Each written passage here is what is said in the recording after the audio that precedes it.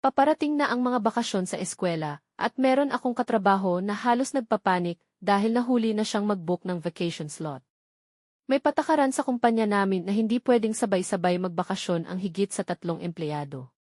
Matagal ko nang naayos ang bakasyon ko, ilang buwan na ang nakalipas, dahil halos 1 taon na rin akong hindi nagbabakasyon. Ako'y single, walang asawa, at nasa early 30s na. Sinabihan ng HR ng kumpanya ang katrabaho ko na ang tanging paraan niya para makapagbakasyon ay kung may isa sa aming 3 may approved na vacation ang papayag makipagpalit sa kanya. At dahil ako lang ang babae sa 3, hulaan mo kung sino ang nilapitan niya para makipagpalit.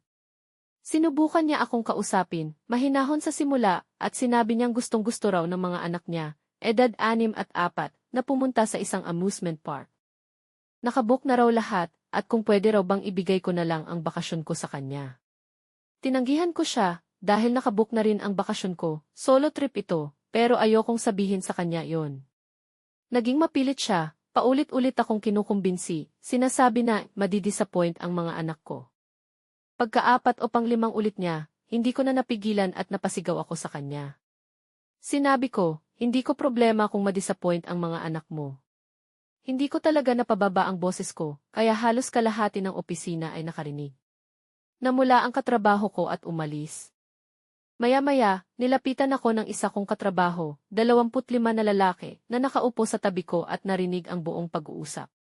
Sabi niya, naiintindihan daw niya ang side ko, pero sana raw naging mas mahinahon ako, at hindi mo raw kasi naiintindihan kung gaano kahirap para sa mga ina.